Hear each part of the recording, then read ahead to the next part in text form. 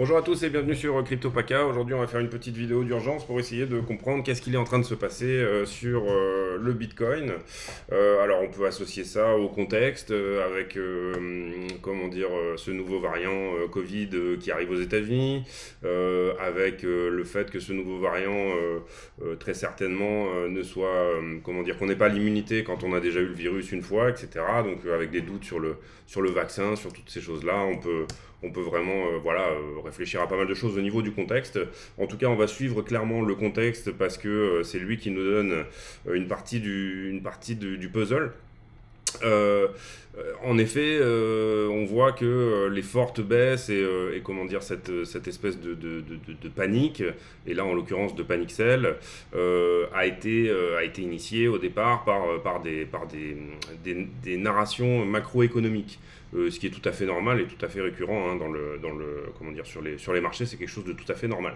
Qu'est-ce qu'on a eu là? Je vais vous expliquer pour moi quels sont tous les mécanismes de marché qui ont fait que ce marché a pris une petite tarte, une petite calbotte par le dessus pour descendre, Et puis, je vais vous expliquer qu'est-ce que je pense enfin, quels sont pour moi les objectifs, les différents scénarios. Je vais vraiment vous mettre, je pense qu'on va faire 3 scénarios. On va pas beaucoup faire d'Elliott aujourd'hui, mais je vais quand même vous en montrer un petit peu, en tout cas vous montrer aussi voilà, quelques possibilités en Elliott. De réfléchir à soit des points de sortie si vous pensez que on va encore au sud, soit des manières de prendre des profits pour rentrer ensuite. Enfin voilà, je vais vous expliquer tout ça. J'ai pas vraiment préparé cette vidéo, c'est samedi, j'ai les enfants à la maison, on va essayer de faire quelque chose de court. Mais voilà, je vous montre cette figure là que vous voyez sur l'écran, qui s'appelle un biseau descendant. Biseau descendant, figure chartiste vraiment excellente à trader parce que avec beaucoup de probabilité d'un côté ou de l'autre. Hein, voilà. Là, on voit qu'on a 82% de probabilité de continuation baissière. C'est-à-dire que si on rentre par le bas, c'est quelque chose qui a vraiment des bonnes chances de casser à la baisse. On voit qu'ici, point d'entrée, enfin le moment où cette figure elle est mûre, c'est à peu près aux 2 tiers, 1 tiers. Donc ça c'est important à regarder aussi. Et puis dans 60% des cas on sort un peu plus tôt et les pullbacks se dénombrent à 53%.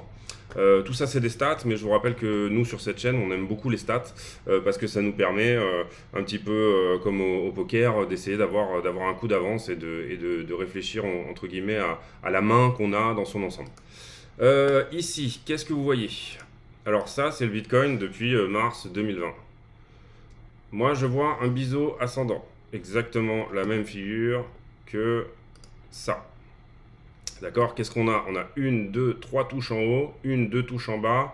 On revient ici et on la casse.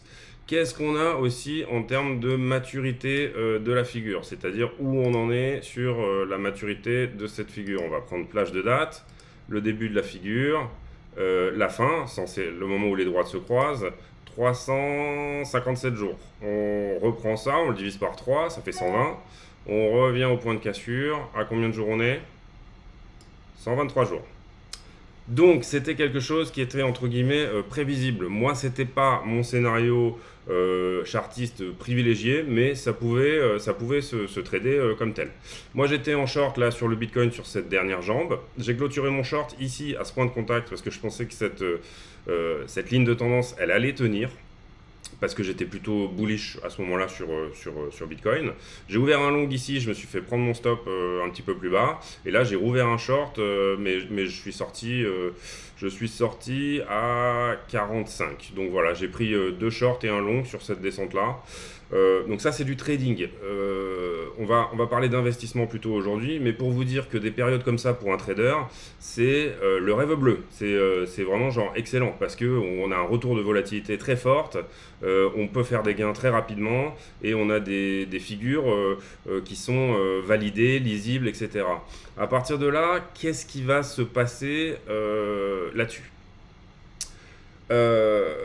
Vous vous rappelez que on va peut-être pas parler d'Elliott tout de suite, on va rester sur le chartisme et les figures statistiques. Il y a des possibilités qu'on vienne faire ici un pullback. Donc ça veut dire qu'on redescend et on remonte, on revient toucher cette droite, on la valide comme une résistance et on redescend. Je sais pas où ça va se passer, hein, mais on peut dire que, voilà, en tout cas, ça correspond à peu près à un retour aux 60 000. Ça, c'est 53%. Ça veut dire, en gros, jette une pièce en l'air, et puis attends, quoi. Voilà. Mais bon, ça nous donne déjà une probabilité que ça se fasse. C'est un coin flip en poker, c'est un coin flip, voilà. Ensuite, qu'est-ce qu'on a d'autre comme possibilité? De toute façon, on sait qu'il va y avoir là-dessus un rebond. Moi, au point de cassure ici, j'en ai profité pour vendre un petit peu des altes dans lesquelles j'avais pas trop confiance, où je pensais qu'elles allaient manger sévère. Là, je suis en train d'en racheter un petit peu pour certaines. Pour d'autres, j'ai quand même vraiment beaucoup hedgé mon portefeuille en dollars à ce niveau-là, parce qu'on n'est pas contre un panic sell qui descend encore plus bas. Sur ce type de figure, comment un trader va les jouer, du moins. Voilà, on va dire ça. Comment un trader pourrait les jouer, et ça peut être intéressant pour un investisseur d'avoir le point de vue d'un trader, puisque c'est quelque chose qui peut comment dire, l'aider à faire des projections de prix, on va dire. Voilà. Ici, un trader, il va se dire que ça va ranger pendant un certain temps. Ça va obligatoirement pour l'instant faire un range. Où va se trouver ce range où ce range a-t-il une probabilité importante de se trouver? Je vais plutôt vous mettre un rectangle ici.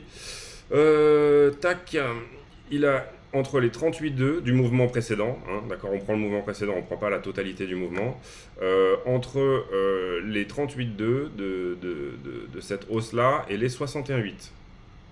Où est-ce qu'on s'est arrêté? On s'est arrêté une première fois au 38,2, ça c'était au moment de cette jambe baissière-là. Et là, on a marqué un bottom à peu près au 61,8.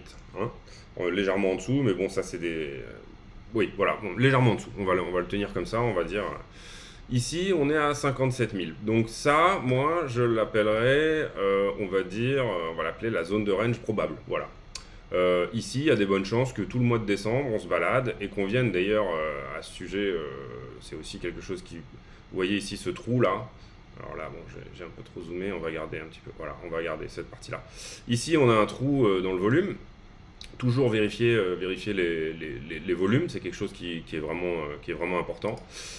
Ici, on a un trou dans le volume qui se trouve là, voilà. On a deux trous en fait. Hein. Pour l'instant, on est en train de rebondir sur le milieu, c'est-à-dire qu'on va s'occuper un petit peu de ce trou de volume-là. Enfin, moi, c'est ce que je pense, du moins. Je ne peux pas vous dire. Donc, ça voudrait dire, oui, potentiel pullback assez rapide, si on doit rester à peu près dans ce range. Et puis, ensuite, on fait ça pendant un petit moment, et après, on casse soit à la hausse, soit à la baisse. Ça, c'est pour du court terme, mais on a toujours... Moi, je vais toujours vous proposer deux scénarios, c'est-à-dire un scénario baissier, un scénario haussier, c'est obligatoire. En analyse de prix, on ne peut pas ne proposer qu'un scénario, que ce soit en Elliott, en chartisme, tout ce que tu veux. On doit proposer deux scénarios avec des stats, c'est tout. C'est la seule chose pour moi qui est viable. Rappelez-vous, on joue au poker, sauf qu'on n'a pas vu la main de l'adversaire. C'est-à-dire qu'on n'a pas vu le flop, quoi. Enfin, ouais, voilà. Bon. Rappelez-vous qu'on joue au poker. Ensuite, bon, on a des bonnes chances de venir jouer un petit peu entre ces deux bornes que moi j'élargirai un petit peu par rapport à ce creux là dans la value qu'on a sur le côté, que j'élargirai entre 40 et allez, 53, voilà, ouais c'est ça, 40 et 53. Pourquoi on a des creux dans le volume ici? Parce qu'à chaque fois on les a traversés très rapidement, on n'a jamais vraiment rangé dans ces zones, donc il n'y a pas beaucoup, on n'a pas passé beaucoup de temps.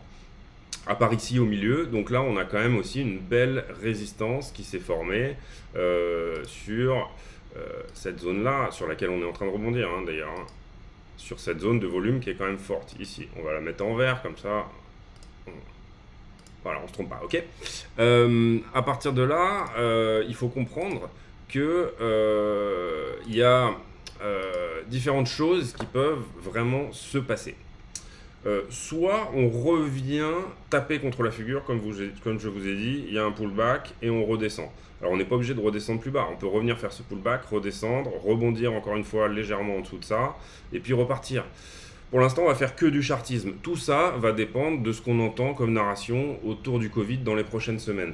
Qu'est-ce qui fait peur? Quel est l'événement principal? C'est le Covid. Et qu'est-ce qui fait peur? Quel est l'événement principal? C'est un confinement, à nouveau. Voilà, c'est tout simple. Les marchés, ils ont peur de ça. Ils ont pris une énorme tarte en mars dernier, là-dessus, exactement là-dessus. Vous voyez, c'était là. Si on le remet à l'échelle, vous allez voir que c'est énorme. C'est-à-dire qu'on passe de... on fait un moins 70%, hein, globalement, on fait un moins 60% voilà, en 2 jours. Donc en fait, ils price déjà avec les tout petits effets d'annonce. Les gens préfèrent sortir que de rester là-dedans parce qu'ils ont la mémoire de ce qui s'est passé il y a très peu de temps. Là, en plus, on n'était pas en 1939, hein, je veux dire, voilà. En gros, ça c'est important à comprendre que le contexte macro va aujourd'hui être primordial pour savoir est-ce qu'on monte ou pas. Est-ce qu'on est encore en bull run? Pour moi, oui. Théoriquement, je vous aurais dit 200% oui si on avait rebondi au 38,2 là. Pour l'instant, en tout cas, on ne peut pas effacer la possibilité d'un bull run. C'est une grosse correction, certes, mais bon, bah, on revient à des niveaux en dessous. Qu'est-ce qui serait vraiment dramatique? C'est que ici, on va la dessiner en Elliott, mais que ici, ça soit voilà, une rebond de 2. Pourquoi j'ai pas ma vague? Voilà. Une ici, par exemple, Elliott ne prédit pas les prix. Elliott est un système pour prendre des profits ou pour sortir. D'accord? Elliott n'est pas un système de prévision de prix. Je le répète, quelqu'un qui vous donne de l'Elliott, comme ah ben le prix il va aller là, il vous donne un scénario possible. Voilà, c'est tout. Il vous donne ça. Sont des comptes d'Elliott en fait. Voilà, on a tous un décompte. Il y a autant de décomptes d'Elliott que d'Elliotistes. C'est complètement stupide de penser qu'on peut prédire les marchés grâce à une technique. C'est un système de prise de profit et c'est un système de localisation Elliott. Le pire qui puisse se passer, c'est ça. C'est qu'on rebondit là, ici. Et puis ensuite, on a une narration un peu dégueulasse sur le Covid. Et là, on se remange exactement la même jambe que celle-là vers le bas. Donc là, ça nous amène à 26. Ensuite, encore un rebond. Et là, en l'occurrence, on reviendrait, refill, on reviendrait couvrir cette zone de profit qui est là. Hein, avec du coup un bottom à 20 000. Ça, c'est tout à fait possible. Même si on s'écarte un petit peu là dans la zone.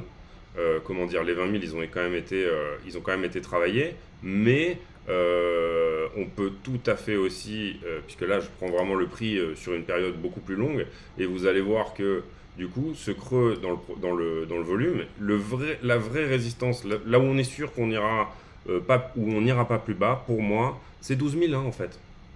Donc si vraiment on a un reconfinement, on fera une mèche à 12 000, c'est sûr. Il n'y a pas de souci là-dessus. Voilà, on n'est pas... Et là, effectivement, on n'est pas forcément en bear market, mais je ne dis pas que ça ne va pas reprendre tout de suite. Aujourd'hui, il faut comprendre, dans des contextes comme cela, il faut se concentrer éventuellement sur des assets qui ont un cas d'usage. Pour moi, si jamais on descend aux 12 000, qui a un cas d'usage? Bitcoin, parce qu'on va faire encore plus d'inflation, encore plus de confinement, encore plus de... C'est pour ça que cette hausse, moi je trouve que ce bull run sur Bitcoin, il est sain, parce qu'on est dans un contexte hyper inflationniste. Les banques font du quantitative easing, c'est-à-dire que c'est les banques centrales européennes qui achètent sur les marchés des montants de dingo. On est sur de l'argent gratuit. Vous pouvez faire des crédits pour des sommes modiques. En tout cas, c'était le cas jusqu'à il y a quelques temps. Mais si on reconfine, c'est ce qui va se passer encore plus. Donc ça veut dire qu'on était sur une inflation qu'avant on qualifiait de transitoire, mais qui va exploser, qui va durer sur des années. Moi, je serais très heureux d'avoir une partie de mon capital, en tout cas, en Bitcoin. On est d'accord, une partie dans la pierre, une partie dans Bitcoin, un petit peu sur les actions, au cas où ça repart tout de suite. C'est pas compliqué. Là, on est en ce moment à une période charnière de l'existence des marchés, qui est qu'on a 2 événements à la suite qui sont quand même très marqués. Voilà, on a quand même et on a une manière de gérer ces événements qui est d'éviter la crise grâce à des solutions temporaires. Mais le temporaire qui est fait pour durer, je ne sais plus qui c'est qui disait, il n'y a pas plus définitif que que la mesure provisoire d'un gouvernement. Bah voilà, c'est exactement ça. En gros, là je m'écarte un petit peu du sujet. Ça, c'est la première possibilité, c'est la plus bearish pour moi. Est-ce que ça veut dire pour autant que c'est fini? Non, on en revient à nos vagues d'Elliott, et ça reste une possibilité en Elliott, que ici, à partir de ce top-là, on ait fait une énorme flat étendue. Quels sont les objectifs d'une flat étendue? Bon, là je vais enlever, vous avez compris, pour le range, je vais enlever comment dire, ce truc-là, là, ce Fibonacci. Et quels sont les objectifs en Elliott d'une flat étendue? Je pense que le plus fort, ça doit être quelque chose comme 261,8. Où est-ce qu'on est là? 161,8. C'est tout à fait, pour une étendue, c'est tout à fait possible. C'est vraiment quelque chose où le décompte tiendra. Et après, derrière, qu'est-ce qu'on aura dessiné là? On aura dessiné juste une 2. On aura dessiné une 2 qui va repartir vers les 200 000 $. Je ne vais pas vous refaire les décomptes là, ou vous reprendre les décomptes, mais on aura fait une 2 qui de toute façon ira à plus de 100 000. C'est pas pour ça que tout est fini. Voilà, c'est ça que je veux dire. Par contre, et je parlais de cas d'usage à cause de ça, il va falloir, si jamais on part là-dedans, se rabattre sur les choses qui ont un cas d'usage. Qu'est-ce qui a un cas d'usage en période d'hyperinflation? Bitcoin, parce que son nombre est fini. Il y en aura 21 millions de toute façon, et maintenant je pense que le concept de rareté numérique est totalement accepté dans le monde. Vous voyez, avec les NFT, toutes ces choses-là et tout, c'est vraiment quelque chose, la rareté numérique existe, on l'a accepté comme tel, les gens l'ont intégré. Ethereum, parce qu'il y aura une paquet d'USDT qui vont devoir être placés quelque part, donc il y aura des smart contracts dans tous les sens. Là, les gens qui auront su prendre profit au bon endroit, eh ben, ils n'auront pas envie de sortir, ils auront envie de rester en stablecoin, mais ils n'auront pas envie de laisser ces stablecoins pourrir sur un wallet. Bien évidemment qu'ils vont les réinvestir sur du yield, sur des smart contracts, sur des choses qui vont leur rapporter tous les ans un APR. Voilà. Donc pour moi, qu'est-ce qui va performer qu'est-ce qui va performer si c'est bien acheté, si c'est acheté au bon endroit, hein, attention. Qui va en tout cas prendre moins cher une fois qu'on aura atteint des targets corrects, c'est la DeFi, c'est Matic qui permet de réduire les frais sur Ethereum, parce que le problème d'Ethereum c'est ses frais. Matic qui permet de réduire les frais. On va dire Polkadot qui permet des bridges d'une monnaie à une autre, etc. Et puis à partir de là, tout le reste. Vous utilisez, vous, du Eagle pour faire des choses, à part farmer sur Maillard? Moi, non, hein, personnellement, non. Vous utilisez, je sais pas, moi, de l'ICP, du IOTA? Est-ce que vous avez une utilité avec... Non, non. Donc, c'est comme une bulle. Quand une bulle, elle dégonfle, on regarde les cas d'usage, qu'est-ce qui est utile vraiment, et on se rabat dessus en se disant que c'est ça qui va redrainer le marché vers le haut en premier. J'en suis où? Ouais, donc ça c'est le scénario le plus dégueulasse. Ça serait pas très sympa. Maintenant, est-ce que pour autant, je vais vous enlever ça, est-ce que pour autant, là tout de suite, moi je suis en train de vendre toutes mes alts, mes bitcoins, mes ethereum? Absolument pas. Absolument pas. J'ai aucun signe là qui me dit qu'on va faire ça. Le seul signe potentiel qui peut me dire qu'on va faire ça, c'est qu'on ne mette pas en place ce range qui serait très sain. Voilà, et que cette 2 elle se fasse comme une balle, et puis que ensuite on reparte vers le bas tout de suite. Voilà, c'est le seul truc où moi je peux me dire oula là ça c'est pas très sain. On n'a pas vraiment traité cette histoire de volume ici. Il n'y a pas une consolidation saine qui s'est mise en place, donc parce qu'il en faudra une. Vraiment, je pense qu'il en faut une, et pendant plusieurs mois probablement. Donc repenser que là ça va partir to the moon, peut-être, sincèrement peut-être. Pourquoi c'est possible? Parce que on a accumulé sur cette descente énormément de shorts. Depuis les 60 000 $, on a accumulé ici des shorts, à des montants qui sont juste aberrants, mais vraiment aberrants. Je pense qu'on est autour de 30 milliards à l'heure actuelle. J'ai pas regardé ce matin, mais c'est aberrant, vraiment aberrant. Donc il va y avoir un short squeeze. Cette 2, elle aura lieu. La question c'est où elle s'arrête, où on considère que... et où le spot va reprendre le dessus pour descendre, ou alors où le narratif va changer l'histoire. Enfin voilà, c'est toujours les mêmes choses. Il est possible, ça c'est un deuxième scénario possible, donc là du coup on va plus le noter en 1, 2, 3, 4, 5, mais on va plutôt noter ça comme une correction différente en ABC. Il est possible que là, donc vous vous rappelez que j'avais dessiné une grande ABC là, tac, tac, et tac, et ben c'est possible que en fait cet ABC ça soit tout simplement une flat normale. Il est également possible, cet ABC a le droit de se terminer ici. D'accord? Ça s'appelle une running flat. Est-ce qu'elle a atteint ses 0,618? Je pense que oui. Je vous fais le truc vite fait, hein, mais voilà, je pense que ça va être une vidéo longue encore.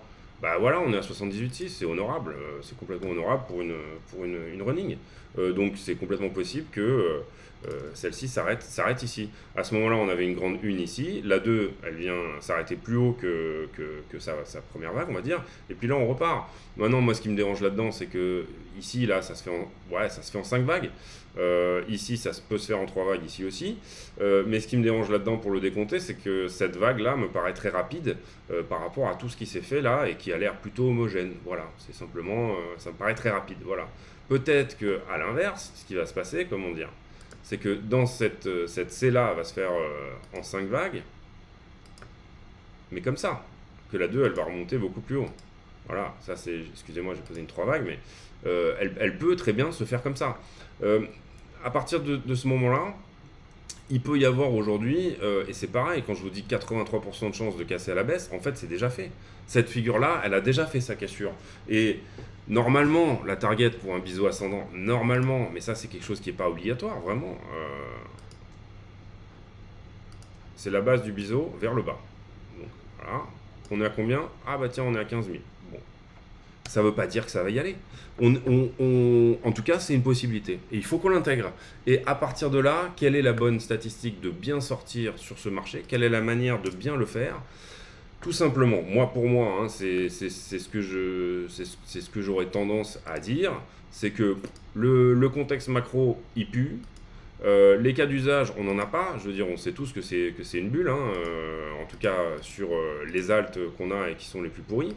Et moi, encore une fois, en fait, voilà. Ce qu'il faut comprendre, ce qui s'est passé hier, qu'est-ce que c'est? Voilà. Ici, on avait du monde à liquider. Ça s'est fait à partir de là. Ouais, c'est ça. On avait du monde à liquider là, là, là, là. Tout ça, toute cette montée, elle s'est fait avec beaucoup de leviers. Énormément de leviers. Bitcoin aurait pu ne pas jouer ce narratif du Covid. Néanmoins, il avait besoin de corriger. Il avait besoin de corriger de manière à ce que tous ces longs-là, qui étaient ici, eh ben, ils se fassent rect, quoi. Voilà, c'était pas possible de partir avec des milliards en levier x25 là-dessus. Ok. Ensuite, donc on les arrête ici sur cette descente-là, d'accord? Mais le problème, une fois qu'on est arrivé à ce niveau-là, qui aurait pu être un niveau d'arrêt, c'est qu'il nous restait encore 9 milliards à liquider parce que on avait des gens à présent qui s'étaient accumulés dessous, d'accord? Ici, encore en longue. C'est-à-dire qu'on nous a tellement dit buy the dip que tout le monde croyait que ça allait faire ça. Donc on a des gens qui ont relongué, là, ici, sur ce rebond là, énormément. Donc en fait, tout le monde a cru à un espèce de faux bottom. Et là maintenant, on en est où? On en est que c'est encore pire au nord. C'est-à-dire qu'on a des shorts là dans tous les sens au-dessus. Ce qui est à la fois plutôt rassurant, mais à la fois pas très sain. Et on a des gens qui commencent maintenant à longuer en x25 en dessous. D'accord? Donc, à ce moment-là, qu'est-ce qu'on peut imaginer? On va venir chercher ces mecs-là. Alors, pas d'un coup, peut-être pas, enfin, en tout cas, voilà, mais c'est quelque chose de tout à fait probable. Et ensuite, on va venir chercher ces mecs-là. Qu'est-ce que je suis en train de dessiner, là? Bah, le pire scénario. Néanmoins, si jamais, là, on se calme sur ce rebond, et qu'on voit que les gens ne rentrent plus là-dessus, qu'ils considèrent, en longue et en levier, qu'ils ne croient pas en fait à ce rebond. À ce moment-là, on pourra avoir une hausse qui est saine. Pourquoi? Parce qu'on aura du short à liquider au-dessus du prix, là, mais ici, on n'aura plus personne. Plus personne ne sera rentré, ou aura liquidé, ou alors, voilà, aura liquidé, aura fermé ses positions, on va dire. Mais ça, c'est une bonne hausse. Ça, c'est vraiment les bonnes conditions pour qu'un marché parte en rallye. C'est-à-dire, personne n'y croit. Il y a des shorters au-dessus, mais il n'y a pas de longueur en dessous. Il n'y a pas de longueur en levier, hein, en tout cas, encore une fois. Il y a des gens qui achètent au spot ou en levier faible, voilà. Là, j'ai l'impression, vu ce que j'ai regardé cette nuit, que c'est pas trop ce qui est en train de se passer. Donc, on peut imaginer que tout ça va latéraliser, moi j'ai envie de dire pendant au moins 6 mois, là, voilà, je pense que, ouais, au moins un trimestre de range, comme ça. Et là, ça serait quasiment la meilleure des solutions, hein, on va dire. Peut-être éventuellement, dans ce trimestre-là, on vient liquider tous ceux qui sont là. Voilà, donc on refait une touche et on redescend. Et puis, on revient s'intégrer au range. Une espèce de fake-out qui vient valider un troisième top ici. Ça peut être vraiment une solution viable pour que finalement on se retrouve dans 3 ou 6 mois là. Tous les abrutis d'Américains qui mettent du levier en x50, x100, bah, ils arrêtent de jouer leur chance parce que finalement, heureusement, ils ont fini par se ruiner. Et puis on repart sur quelque chose où il y a du vrai shorter, c'est un vrai marché, quoi, voilà. Et là on peut enfin faire cette vague institutionnelle dont on a besoin pour partir. C'est-à-dire qu'on a besoin de plus d'institutionnels et on a besoin de moins de leviers. Est-ce que d'ici là, il y aura suffisamment de gens qui sont ruinés parce qu'ils ont pas été très intelligents et qui sont ruinés et qui... est-ce que peut-être même du coup, toutes ces personnes ruinées auront permis comment dire, au marché d'être régulé par des leviers moins importants, parce que c'est le cas, par exemple, sur les logiciels de trading logique, il y a des leviers maximum. Est-ce que peut-être le marché des cryptos qui n'est pas régulé à ce niveau-là va s'auto-réguler? C'est possible aussi, j'en sais rien, mais ça serait une très bonne chose, en tout cas, que les leviers forts soient interdits, voilà. Parce que en fait c'est pas sain, quoi, c'est un marché qui est pas sain. On a un bull run là qui est difficile à lire parce qu'il y a des moments où il faut suivre les liquidations, il y a des moments où c'est le spot qui revient sur le et puis les niveaux, enfin des leviers x100, je veux dire x100, on n'est pas là, c'est vraiment gratte un ticket et puis voilà, soit tu perds tout, soit t'es ultra gagnant, mais il faut comprendre que bon, enfin bon, je passe là-dessus. Je reviens sur la vidéo initiale qui était de dire quels sont les scénarios. Quels sont les scénarios? Donc celui-là, c'est un scénario possible. Voilà. Deuxième scénario possible, c'est que on vienne ici. Dans tous les cas, pour moi, il faudra 2 jambes, hein. On vienne ici, redescendre encore une fois pour enlever tout ce qui s'est accumulé là en dessous. On retape ici le range, on fait ce fameux pullback et ensuite là on fait le gros short squeeze qui nous emmène au-dessus de cette droite là, on retraverse la figure, hein. Ici on a dessiné une sorte de grand W qu'on va appeler, c'est un W weekly, quoi, qu'on peut lire en semaine, hein, en fait, hein, voilà, ou au moins daily. On fait un grand W comme ça et là on se sert de ça pour rebondir et ça devient une ligne de tendance, en tout cas à court terme. Ça, c'est possible aussi. Comme je vous dis, les 83% de chance, là, etc., bon, ça veut dire, on n'est pas obligé d'aller complètement au-dessus. Il y a des biseaux ascendants qui réintègrent, c'est complètement possible. Donc à ce moment-là, ça nous donnerait voilà, quelque chose qui repart comme ça. Vous donnez un ordre de chance que ça arrive. En fait, je pourrais, moi, en tout cas, l'endroit où je vous dirais, ah, là, on est bien, bah, c'est là, en fait. C'est ici. D'accord? C'est là où on a la structure, on est éventuellement de l'autre côté là, de cette ligne de tendance là. Donc du coup, je me dis, bon, on n'est plus vraiment dans la tendance, on fait un joli pullback, et là, on dessine un grand W. Ça, c'est complètement quelque chose qui est possible aussi. Reprise du bull run, très rapide. C'est pas ce que je privilégie pour le moment, mais c'est ce que les liquidations, en tout cas, pourraient nous dire. Mais il faudra bien comprendre que sur ce W-là, les gens, ils doivent pas y croire.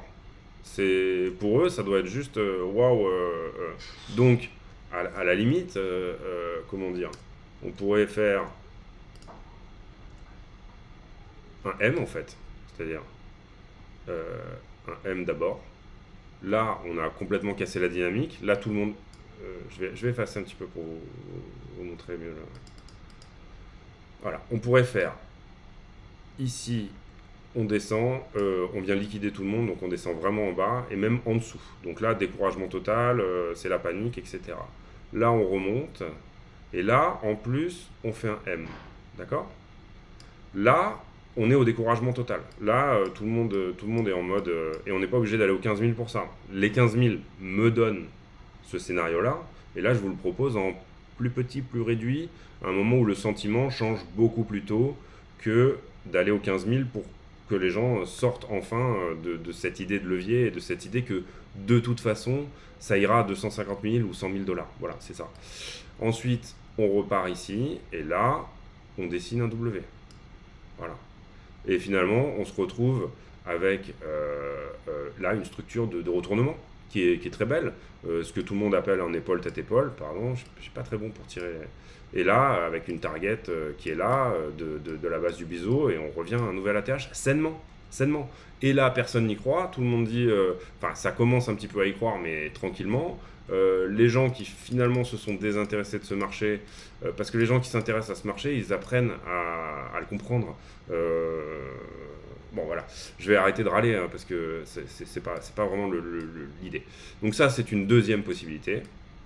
Et troisième possibilité, et ben, comme je vous dis, pendant un moment, alors ça va être un peu dégueulasse, hein, mais pendant un moment, on range entre ces bornes-là, en faisant des petits fake-out, des petits machins, nanana, nanana. De toute façon, à un moment donné, il faudra probablement venir liquider ça, ou là, en utilisant le temps, on va faire sortir ces gens-là, parce que ces gens-là payent des frais, les gens qui sont en levier x25, ils payent des frais, donc avec le temps, et ben, leur position va devenir de moins en moins intéressante. C'est un crédit que vous payez dans le temps, donc forcément, si jamais vous l'étalez sur énormément de temps, ben, il y a certaines personnes qui vont finir par fermer leur position d'elles-mêmes, en fait, quoi, voilà.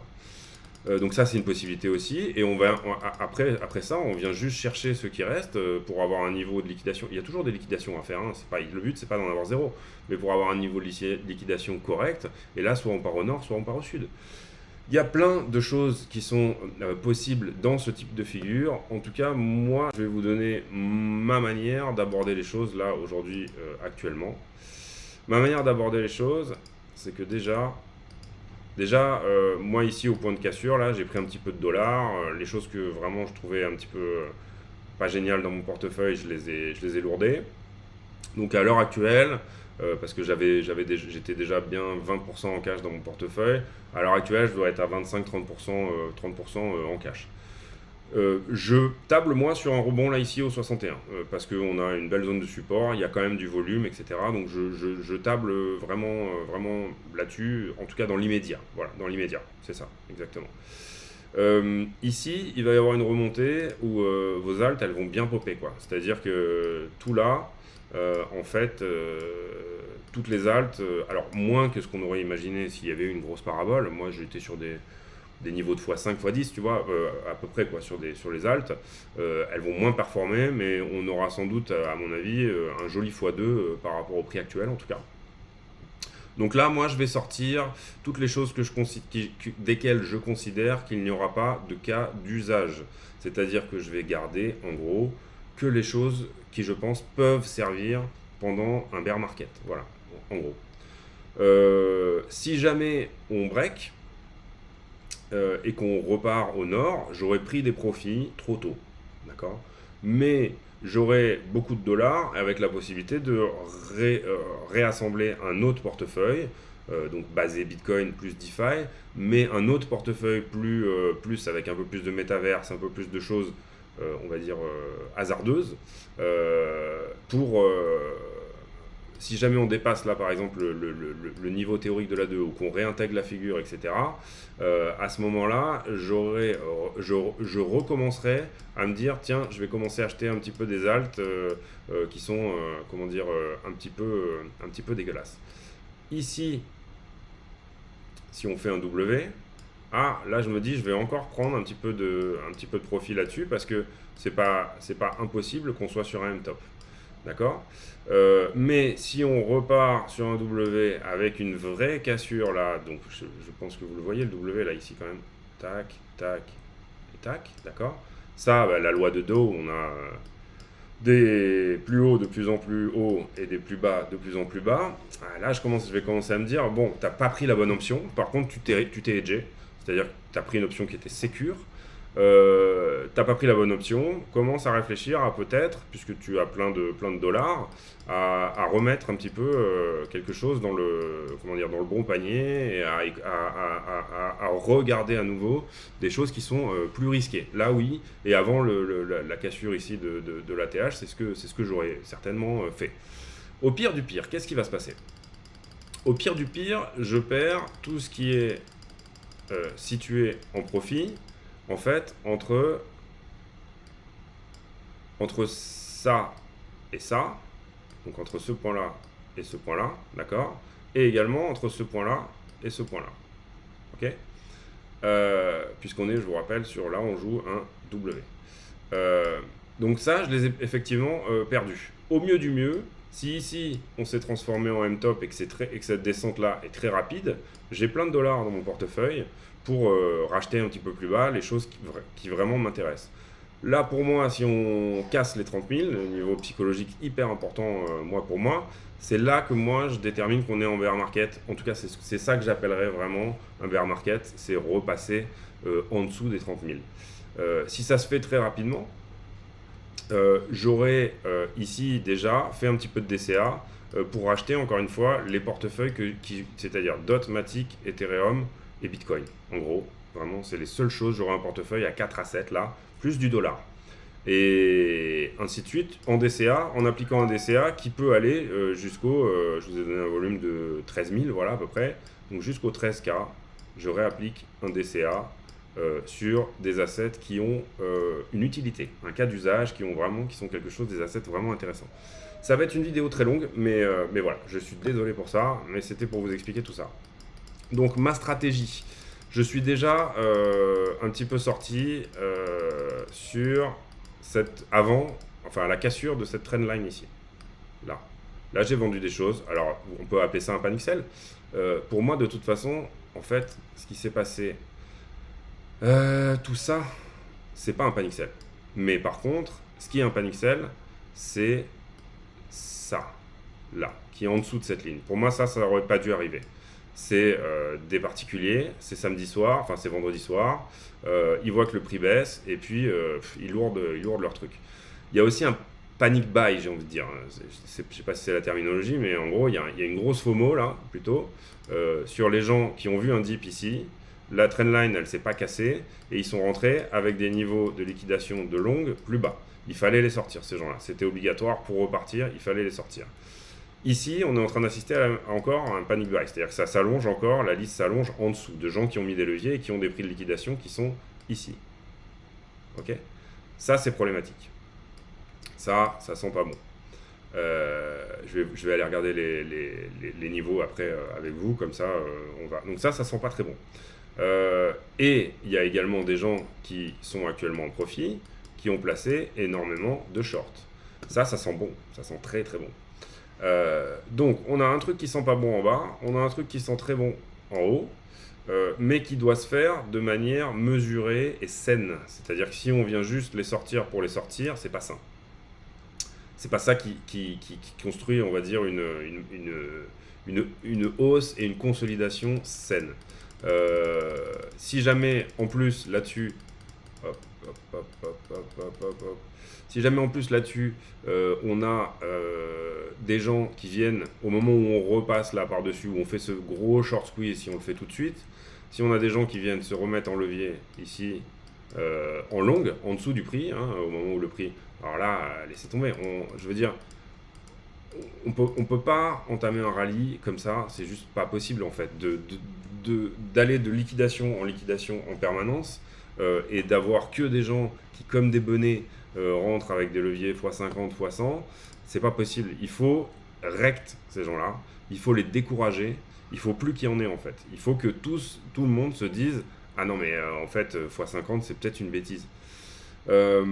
Ensuite, rapidement, on fait un point. Donc là, vous avez vu à peu près en gros les 3 scénarios. On pourrait les établir en Elliott un petit peu mieux, mais en gros, on peut utiliser tous les décomptes que j'avais avant en fait. C'est-à-dire qu'on va juste les modifier. Donc en Elliott, vous vous rappelez, ça c'était mon décompte boule. Et bien en fait, dans mon décompte boule, excusez-moi pour les trucs qui traînent. Dans mon décompte boule, qu'est-ce qui s'est passé? Et bien en fait, voilà, 1, 2, 3, tac, tac, tac, tac, tac, tac, voilà. En fait, là, ce que je modifierais moi pour avoir un décompte boule qui me convient, parce qu'encore une fois, il y a autant de décomptes que de... C'est qu'ici, je placerai... On va faire ça, petit simple, parce qu'à chaque fois... hop, hop. Donc ici, je placerai une grande A, B, C en running, ça c'est boule, qui n'est pas finie. Et je la mettrai à peu près par là, d'accord? Ça c'est mon décompte boule, c'est-à-dire on fait ça, on repart. On a 3 vagues, pour une running il faut 3 vagues et 5 vagues. Ici, on peut reprendre un décompte pour retrouver 5 vagues à un moment donné, c'est tout à fait possible. Voilà. Après, là-dedans, mon décompte bear, vous l'avez vu, d'ailleurs, ça ressemble vraiment beaucoup. Et c'est pour ça que c'est important de travailler deux décomptes, c'est parce que bah, là, moi, j'ai pas besoin d'en faire un dans l'urgence, et j'ai aussi, comment dire, j'ai pensé au pire un petit peu en amont, quoi. Je veux dire, j'ai réfléchi à quelles sont les différentes possibilités en permanence. Voilà, c'est pas très compliqué d'avoir en permanence en fait deux décomptes. Et ben là, c'est que là, cette C, elle va se faire en 5 vagues pareil, et qu'en fait, ici, on avait trouvé un haut de B, d'accord? Et qu'on va effectivement avoir 5 vagues pour descendre, c'est celui que je vous ai montré tout à l'heure. Hein. Ça, c'était la 1, on aura un rebond de 2, descend de 3, 4 et 5. Jusqu'où bah là, on peut la placer par exemple, ouais, on peut dire que celle-ci, voilà, elle est en running, elle va aux 30 000. C'est possible, c'est complètement possible. Si on voit la taille de la 1, si on a une 3 qui est pas déconnante, 4, 3, voilà, une flat qui pourrait faire les 123, admettons, voilà. Donc là, j'avais déjà placé ces niveaux, hein. Tout était déjà prêt, hein, je veux dire. C'est pour ça que, donc là, voilà, on irait à 24, une flat à 123.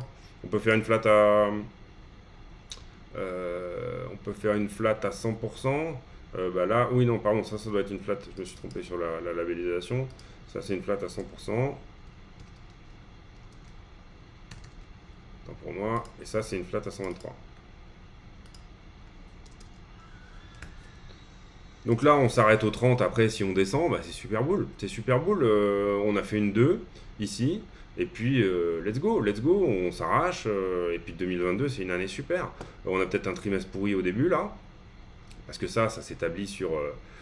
théoriquement, il n'y a pas vraiment de temporalité dans les vagues d'Elliott, mais il y a souvent quand même des vagues qui se ressemblent. En Elliott, 111 jours, voilà, 3 mois.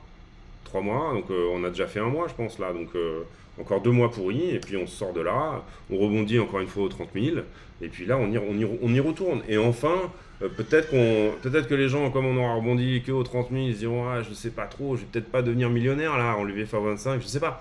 Voilà, c'est une possibilité qui est vraiment jouable, que ça se passe comme ça en Elliott.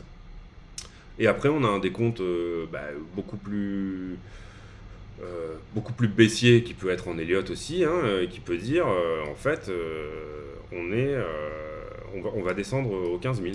Cette flat là, elle va faire 168%. Voilà. C'est une flat étendue, mais de vrai, voilà. Ça, c'est complètement jouable aussi. Moi, je vois pas aujourd'hui, il n'y a rien qui me dit que... La seule chose que je sais, c'est qu'il va y avoir un rebond. Ça, c'est sûr. Et que moi, je vais utiliser ce rebond pour me hedger sur une bonne partie, vraiment une bonne grosse partie de mon portefeuille. Je sais que je vais suivre le contexte, je vais suivre la macro. Je vais vraiment suivre la macro pour essayer de sentir le coup un peu arriver avant tout le monde. Et je sais que là, au rebond de 2, ici, là, sur ce rebond de 2 là, moi, personnellement, je pense que je serai en cash à entre 70 et 80% selon le sentiment que j'ai. Ici, là, je pense que je suis à peu près à 30%. Je suis sorti là, à peu près, et un petit peu là, à 30%. Là, j'ai fait 2 jolis shorts sur Bitcoin. Est-ce que je place un long à cet endroit-là? Non, parce que c'est un petit peu la loterie. Voilà, il faudrait que je passe un petit peu du temps pour voir exactement ce qui se passe dans des time frames comment dire, plus petite. Mais non, pas pour le moment. Pour le moment, j'ai fait 2 shorts, je suis sorti du deuxième. Et puis voilà, j'attends que ça se passe et qu'on trouve une structure, voilà, comme c'était très rapide et c'était très fulgurant, j'attends qu'on trouve une structure. La dernière chose aussi, c'est que ça, c'est une vraie statistique. Là, j'ai regardé un petit peu les mois de décembre et ça, je l'avais fait avant. C'était des choses que j'avais vraiment fait avant parce que il faut toujours avoir une hypothèse bearish, il faut toujours penser par soi-même et se dire, il y a un truc qui pue là. Idem, je vais vous montrer un truc aussi. C'est pas compliqué, je veux dire. Je vais pas râler cette fois-ci, je vais pas m'énerver, mais voilà. Qu'est-ce que vous avez Tenez, on va prendre une charte un peu plus claire, un peu plus clean. Est-ce qu'on a quelque chose là? Peut-être ça. Ouais. Peut-être celle-là, les BTC USDT. Ouais. Voilà.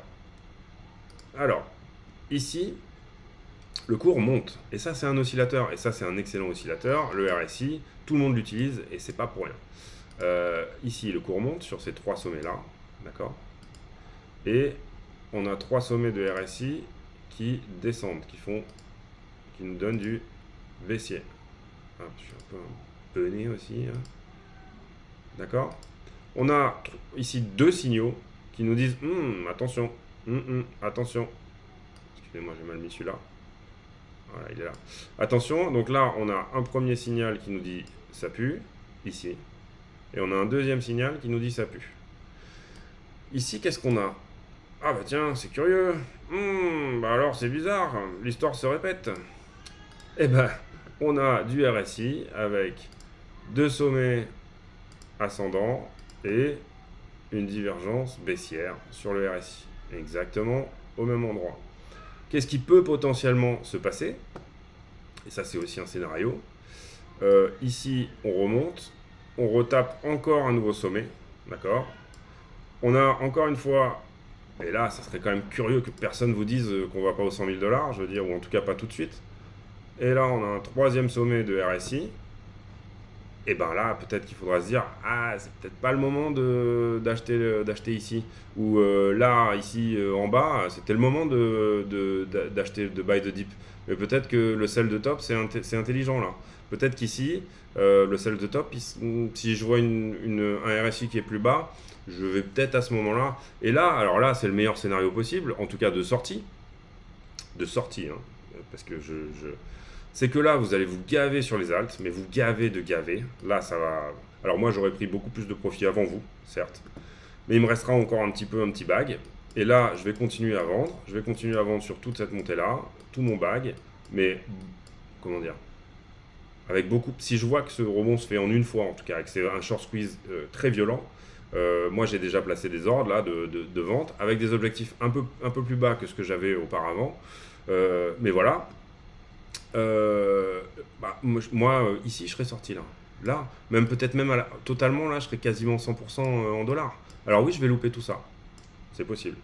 C'est vraiment possible, même c'est sûr, je vais le louper. Je vais le louper. Par contre, j'ai protégé tous les profits de là. Ok. Et ici, j'ai vendu, pour le coup, sur Bitcoin et sur les alts que j'aurais gardé dans mon portefeuille pour le coup. Si je vois ici une divergence baissière, excusez-moi, j'ai un peu de mal à parler. Si je vois ici une divergence baissière, ici, là, je vends tout mon bag, la totalité de mon bag. Et là, on dip, et on dip où on va. On va où on va, hein. Je veux dire, c'est pas un problème. Moi, je suis 100% en dollars, en euros. Si là, je revois encore une fois une divergence baissière, une 3e fois, comme ça s'est passé là, comme ça s'est passé là en juin, et bien à ce moment-là, ici, j'aurais tout vendu. Mais au top, là, effectivement, j'attendrai qu'on touche cette ligne. Hein. Je l'attendrai vraiment. Mais je ne m'attendrai pas à ce qu'on la casse. Voilà. Et je ne m'attendrai pas... Tout le monde va vous dire, là, c'est la parabole qu'on attendait. Ça y est, c'est parti, c'est parti. Moi, j'aurais vendu là. Qu'est-ce qu'il arrive au pire? Ça continue sans moi. Ça continue sans moi ici. Je suis un petit peu bloqué parce que ça m'emmerde. Rappelez-vous que des divergences baissières sur le RSI appellent à une consolidation, d'accord? Donc là, on avait une parabole qui continue sans moi. Et là, on fait un pullback. boum, on revalide ce qui est devenu un support ici, puisque on a maintenant 4 touches, d'accord? Ben là, je re-rentre. Moi, je re-rentre ici, là. J'ai perdu effectivement une bonne partie de tout ça. J'ai perdu une bonne partie de ça. Mais j'ai pas pris ça dans la tronche. Et je rentre à cet endroit-là. J'ai aucun problème avec ça. J'ai hedgé toute la partie que j'avais gagnée avant. Il faut comprendre ça. Ça doit être une vidéo super longue, donc je vais m'arrêter là. Mais en tout cas, voilà, il y avait pas mal de choses, je pense, dans cette vidéo. J'espère que au moins une personne l'aura suivi jusqu'à la fin et que c'était suffisamment intéressant et intelligent pour vous faire comprendre ma manière de voir les choses. Ici, là-dessus, j'ai gagné beaucoup d'argent. J'avais plusieurs shorts en cours parce que j'avais validé un scénario. Ça, c'est du trading. Encore une fois, ici, là, c'est le paradis des traders. Là, on va s'éclater. Donc, on va dynamiser notre portefeuille de trading. En ce qui concerne l'investissement, tout ce que j'ai dit dans cette vidéo est valable. Si vous investissez et si vous tradez en même temps, séparez bien les deux wallets. C'est deux choses qui sont complètement différentes. Trader, ça veut dire prendre toutes les variations de prix, donc on est content quand il y a de la volatilité. Investir, ça veut dire poser un billet sur quelque chose et prendre des profits sur la montée. C'est pas la même chose. Mais les deux sont pas incompatibles et c'est très bon d'avoir un portefeuille de trading pour suivre le cours. Moi, par exemple, je trade que sur Bitcoin et Ethereum parce que ça me permet de rentrer vraiment dans le vif du sujet au niveau de ces assets-là et que on va dire 80% de mes trades se font sur Bitcoin et Ethereum parce que ça me permet de les suivre et ça me permet de les suivre en 5 minutes. Et là, vous voyez, on a fait une vidéo qui était plutôt sur du daily, voire de l'annuel. Donc il faut savoir zoomer bien dans la courbe, mais pas garder le nez dans le guidon. De temps en temps, ressortir un peu, regarder ce qui se passe.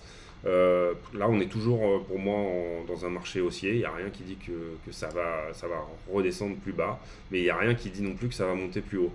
Par contre, il y a des tas de choses qui disent prudence, prudence, parce que c'est pas un dip comme on a eu là.